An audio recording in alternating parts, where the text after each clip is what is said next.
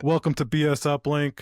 We're going to explore how tech is shaping our world, and today it's going to be about nurseries and warehouses. Yeah.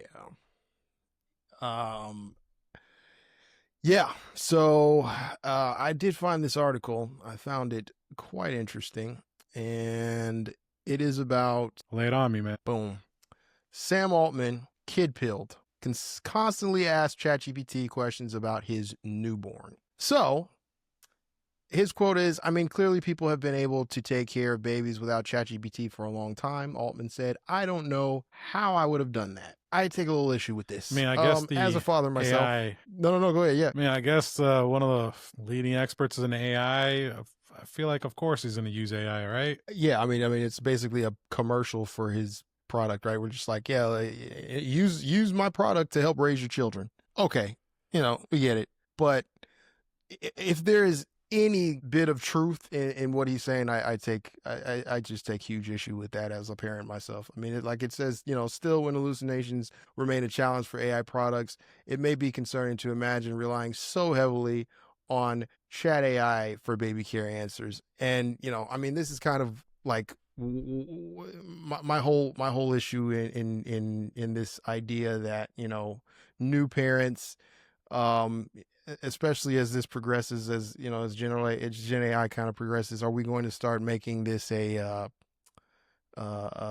habit to help raise our kids if we don't know what to do? Obviously, all knowing, all powerful AI is going to be able to tell us exactly how we should raise our kids. Yeah. I mean, do we really want to trust AI with raising our children versus, just talking to, family, friends? I mean, you can't really, mimic intimacy. But what if innovation does meet that intimacy, right? Like if we use these AIs to guide like our decisions to, become better at parenting. I mean, I feel like there is a certain angle we can go about making this like a supplement to parenting, not necessarily a replacement. I mean, I don't know. I mean, what does that entail? Is it going to be like Tesla's humanoid robot Optimus is now gonna, like, parents are just gonna be like, we're gonna pay $30,000 for this Optimus, and we're just gonna, instead of giving the kid an iPad, we're just gonna turn the robot on and let them kind of take care of our kids for us. They'll be able to play with them. They'll be able to entertain them while we're cooking dinner, while we're doing this. Obviously, whatever AI engine is under the hood, they'll be able to chat with them. They'll be, yeah, it's kind of weird, and kind of gross in a lot of regards, because I just, as a parent, I already find it, troubling enough putting an iPad in front of my kids or letting them watch something for too long. It's just like, how much is this already frying their brains? So I'm trying to kind of move away from that. But, kind of back to this like Sam Altman story. Yeah, I would trust like my grandmother, who's, raised two kids, helped raise multiple grandkids. She's 103, my grandmother. So she's got 100 years of experience. And yeah, like you look at your ancestors and you say, some of this is just kind of knowledge that you get from trial and error. It's innate. The moment I became a parent, my whole perception on a lot of what I thought changed. But I didn't need anybody. Like, I wasn't Googling anything. Like, ChatGPT came out after my firstborn was born, but I wasn't Googling how to take care of my baby, what cries meant colic, what this meant. Eventually, yeah, like the article mentioned like hallucinations. What if you end up having a hallucination and it's like, yeah, okay, my baby's crying like this. I'm gonna upload a snippet of how it sounds when it's crying, and ChatGPT is gonna spit out, oh yeah, your baby's, two cries away from dying. Worry the parents to death. You need to take it in immediately. The baby needed to burp. Whatever. It just seems like the more we rely on, AI to tell us how to raise our kids, it's probably not going to be good for the future of parenting. And just kind of what direction does this go in?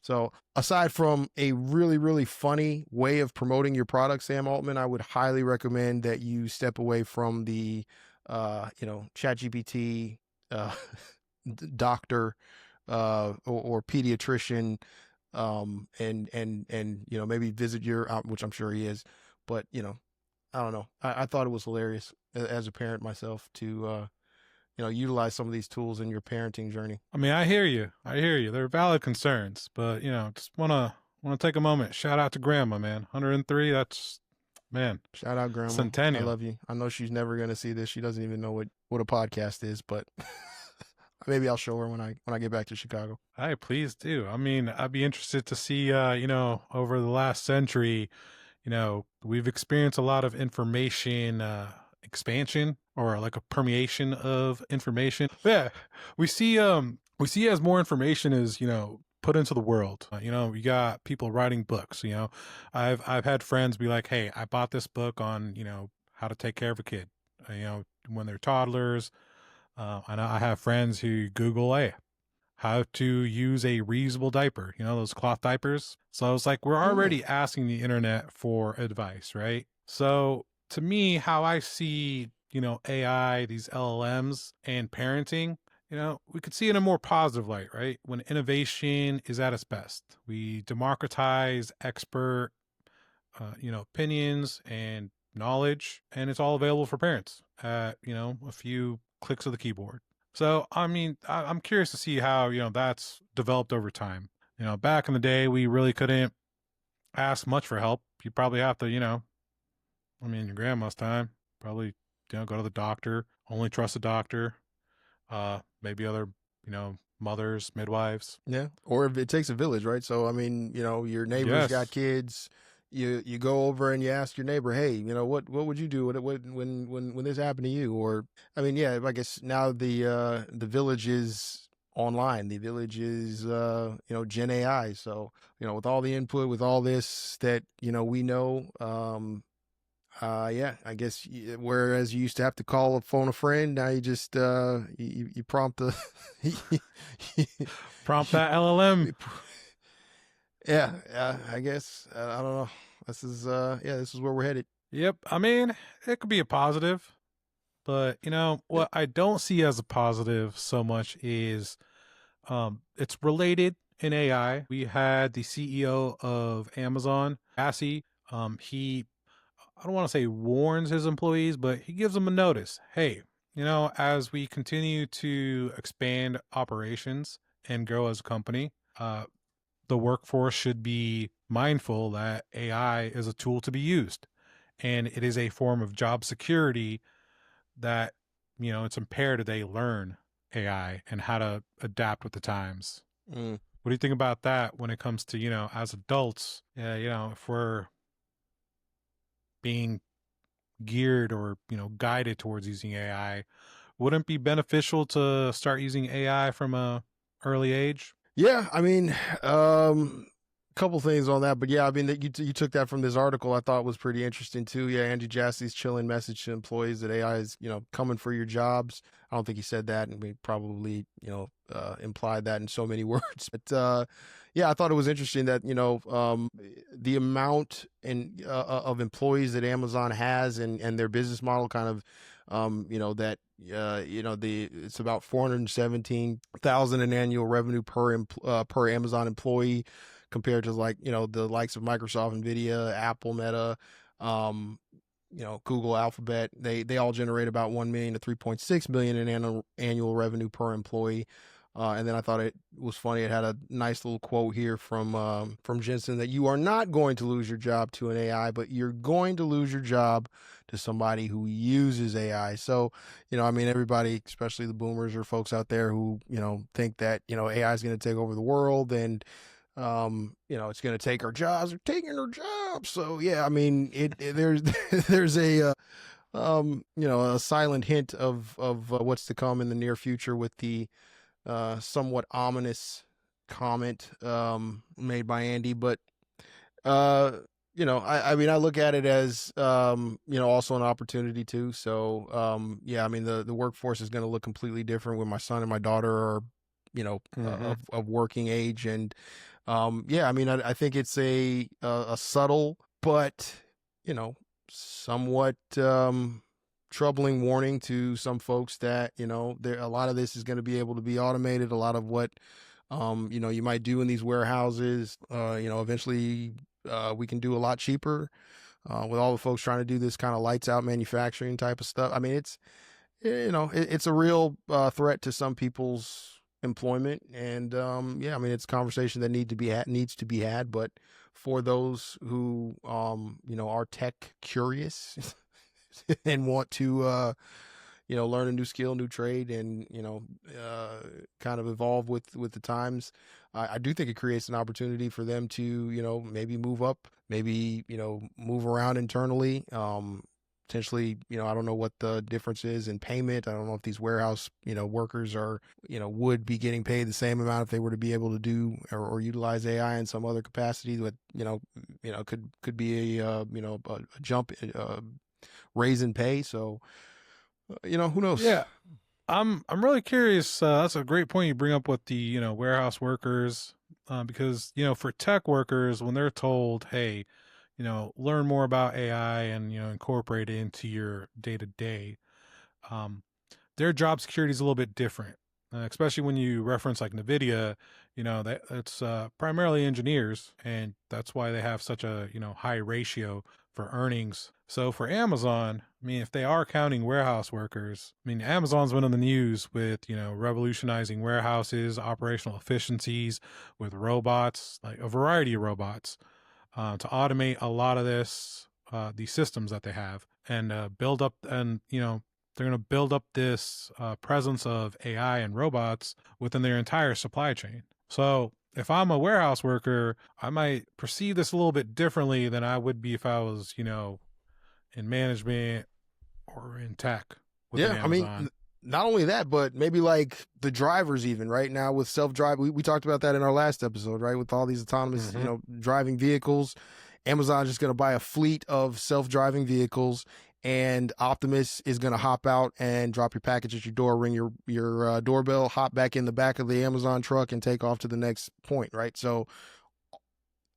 there's so much that could potentially um happen. And yeah, I mean, it's interesting. It's it's an interesting conversation to have. How far are we away from that actually being the case? I don't know. Could be a long time, but I mean, it's right there.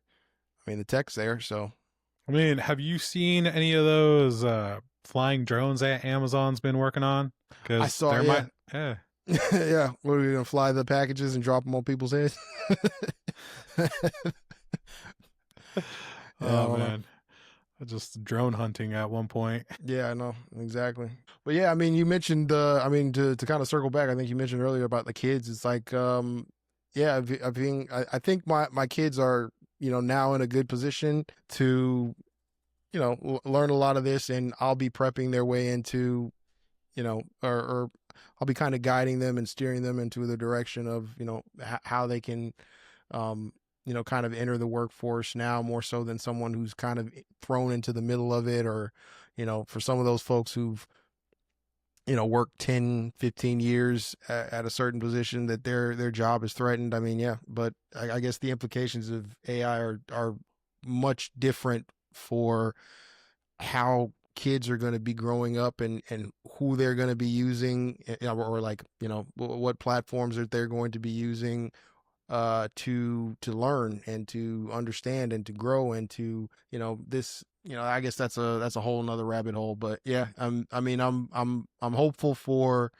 the younger generation, Generation Alpha. When does Generation Beta start? I'll look that up. I mean, that might be happening right now. I mean, we are entering the second Yeah, decade of from 2025 to 2039. oh well, congrats! You're entering Yep, a wild world. I know. It's yeah, it's gonna be crazy. I mean, I think I've read something like they were like, it was in the article. It was in the article about for the TechCrunch article. I think Altman referenced a video he saw of a kid holding up a magazine, and he was trying to like click it. Use Well, it as a tablet. he thought it was a tablet. Like that's the problem. Like Generation Beta is not going to know what to do with books. They're going to get a book and be like, "What the hell I to do with this?" Maybe they'll be able to read, but to turn the pages, they're going to be like, "I don't understand this. I'm just gonna read this on my tablet instead of reading an actual book." Right? I feel like it's to be expected, but still shocking because as we progress with AI as a society, I mean, learning AI becomes like the new form of literacy, right?